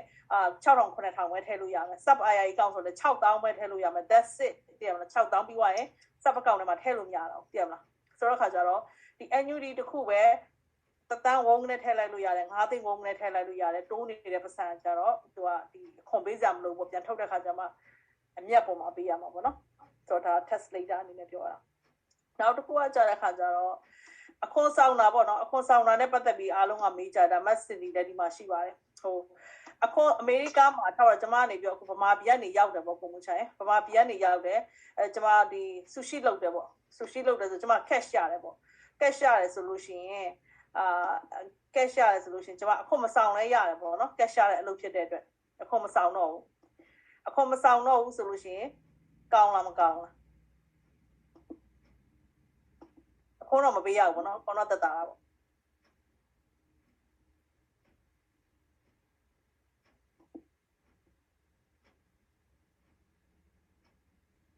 အခုမဆောင်ရင် benefit မရောက်ဘူးပေါ့ဟုတ်ကဲ့အခုမဆောင်လို့ရှိရင်ကျွန်မလုံးဝဟုတ်ကဲ့ကျွန်မလုံးဝအခုမဆောင်ဘူးဆိုလို့ကျွန်မ cash ရတဲ့အလုပ်လုပ်တယ်ပေါ့နော်ထားတော့ဒေါ်လာ2000ဝင်တယ်ဆိုလို့ရှိရင်ဒါကျွန်မရဲ့ income ပေါ့ဒါပေမဲ့ကျွန်မအခုမဆောင်ဘူးအခုလုံးဝမဆောင်ဘူးဆိုလို့ရှိရင်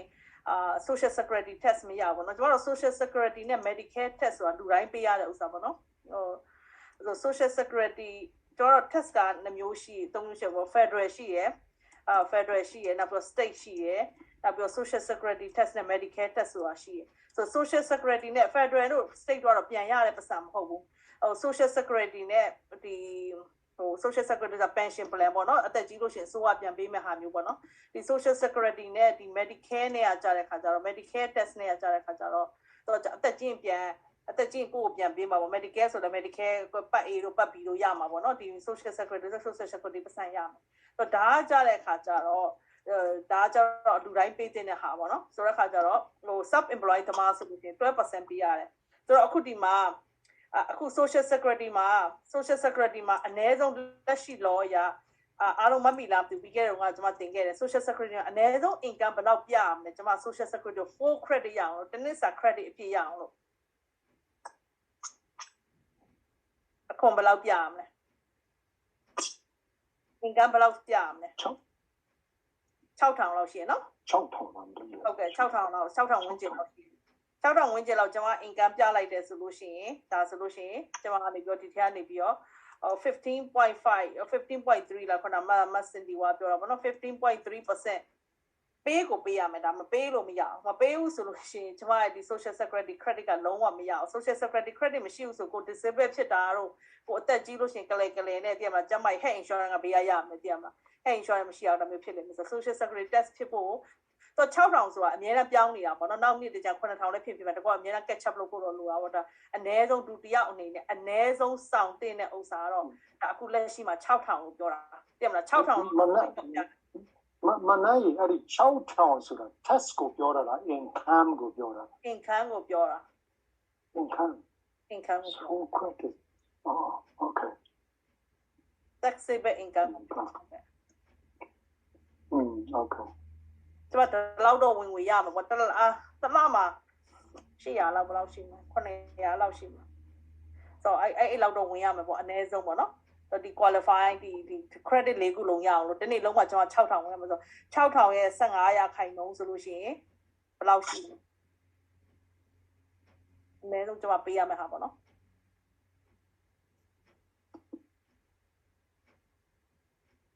social security test ကိုပဲပြောတာတခြား federal state တွေပြော900ပေးရမှာနော်900ပေးရမယ်လင်မယားနှစ်ယောက်ကျမကိုဆိုင်တော်နှစ်ယောက်စလုံးဆိုလို့ရှိရင်ကျွန်တော်တို့နှစ်ယောက်ကအနည်းဆုံး1800တော့ပေးရမယ်ဒါကြောင့် social security နဲ့ဒီ social security နဲ့ medicare တော့ကိုဟိုဖြစ်အောင်လို့ပေါ့နော်ဒီ income ကိုဒီလောက်ဝင်မှာဒီခါကျတော့လောက်တဲ့ဟာပေါ့နော်ဥပမာပြောတာပေါ့နော်ဆိုတော့ခါကျတော့ဒီကိုယ့်ရဲ့ဒီအခွန်ဆောင်တာနဲ့ပတ်သက်ပြီးတော့တချို့ကကျတော့ဒီအခွန်မဆောင်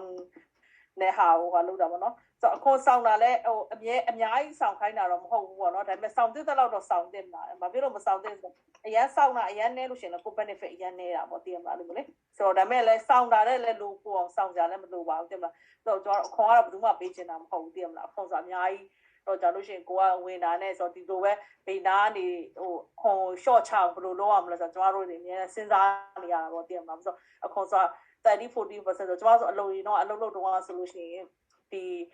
ကျွန်တော်တို့ W2 သမားတွေဆိုစေးရုံမှာလုပ်တယ်ဆိုလို့ရှိရင်ဟိုကျွန်တော်တို့ဟိုtest bracket ကကိုမိုးချင်ကျွန်တော်တို့ခုနမစင်ဒီပြောသလို37% လောက်ပေးရတယ်37% လောက်ပေးရတော့ကျွန်မ3သိန်းဝင်တယ်ဆိုလို့ရှိရင်ကျွန်မအိမ်ကိုပြန်ပါလာမဲ့ဟာ 6000တောင်မပါ6000လောက်ပဲပါလာပါတော့လို့လေ6000လောက်ပါဆိုကျွန်မ33000ဝင်တယ်သူနာပြုလို့တော့33000 34000ဝင်တဲ့ခါကျတော့အိမ်ကိုပြန်ပါလာတာတစ်လောက်6000လောက်ပဲပြန်ပါလာအခွန်ဆောင်ပြီးွားလို့ရှင်လေအကုန်ပေးပြီးွားလို့ရှင်ပြန်ပါလာတဲ့ပတ်စံပေါ့နော်ဆိုတော့ခါကျတော့စိတ်ထဲမှာဘလို့ဖြစ်လဲဆိုလို့ရှိရင်အရင်မဲ့ပေါ့နော်တင်မလား January လကနေ April လ IRS ကိုလုပ်ကျွေးနေလို့ကိုခန်းစားရတယ်တင်မလား IRS ကိုလုပ်ပေးကိုဝင်ငွေရဲ့ဟိုလောက်ကိုပေးလိုက်ရတာဟို 40% လောက်ကိုပေးလိုက်ရတာဆိုတဲ့ခါကျ January ကနေ April ထိကတော့ IRS ကိုကွာလုပ်ကျွေးတဲ့သဘောမျိုးပေါ့နော်တင်မလားနောက် April ကနေအောက်တိုဘာလကျဘဏ်ကိုလုပ်ကျွေးတာပေါ့တင်မလား mortgage ပေးရလို့လေတင်မလားဆိုငါတို့အမေရိကလာပြောဘသူတကယ်ကဘသူ့ကိုလုပ်ကျွေးနေ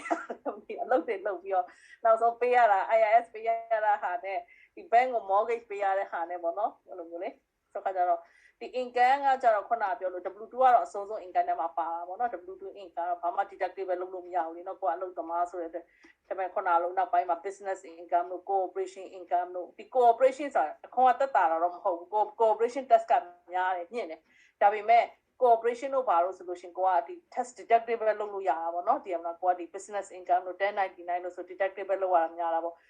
W2 မှာကျတော့ deductible ကကိုကအလုပ်သမားဖြစ်တဲ့အတွက်ကိုက deductible လုပ်လို့ရတာအရင်နဲ့အလုပ်ရှင်ကပုံများတယ်ပေါ့နော်ဆိုကျွန်တော်ဆိုစေးရုံအောင်ပေါ့နော်ဒီစေးရုံကျွန်တော်တို့စေးရုံကို private စေးရုံမှာလုပ်တော့အဲ့စေးရုံကိုပိုင်တဲ့ internal တထေးတွေပေါ့နော်သူတို့ဆိုလို့ရှိရင်ကျွန်တော်တို့ဆိုပြောနေကြအချင်းချင်းပေါ့နော်ဆရာဝန်တွေနဲ့ကျွန်တော်တို့တွေနဲ့သူတို့တထေးတွေပေါ့ငါတို့လောက်တော့အခွန်ပေးမှာမဟုတ်ဘူးပေါ့တင်မလားငါတို့တွေကအလုပ်လုပ်ပြီးအခွန်ပေးနေရတာပေါ့နော်သူတို့တွေကြတော့အကုန်လုံးဝင်နေ6တန်းမြတ်တယ်ဆိုလို့ရှိရင်6 million မြတ်တယ်ဆိုအဲ့6 million ကိုသူကအကုန်လုံး deductible သူကအကုန်လုံးလိုက်တာပေါ့တင်မလားလို့လေဆိုလုပ်ပြခါကြဒါဥမာနေနဲ့ပြောပြတာဆိုတော့ဒီနေ့တော့နည်းနည်းတော့မိုးချုပ်သွားဆိုလေဒီလောက်ပါပဲပုံစံနောက်တော့ဗာမေးစားရှိသေးတယ်ဒီမှာမဆင်တီလည်းရှိရမဆင်တီအကုန်လုံးတယ်ဒီမှာလေဆိုတော့တိကျင်တာရှိရင်လည်းသူ့ကိုလည်းမေးလို့ရသူကျွန်မဖုန်းနံပါတ်လည်းဒီမှာ chat မှာရေးပေးထားတယ်ဒီထဲမှာလည်းတကယ်လို့ accountant နေရှိလို့ရှိရင်ပြောလို့ရလေနော်ကျွန်တော်တို့ကတော့အခွန်ဆောင်တာတော့မဟုတ်ဘူးเนาะတင်မလားဒါပေမဲ့ဒီနည်းနည်းပါဒီ finance နဲ့ပတ်သက်တာတော့အခွန်နဲ့ဒီလူတီဝိုင်းပေးရတဲ့အခွန်တို့ပါဒါနဲ့ပတ်သက်တော့ဒီ capital gain tax တို့ပါတော့ပတ်သက်တာတော့ဆိုတော့နည်းနည်းတော့ကျန်ပေးလို့ရပါဘောနော်ဟုတ်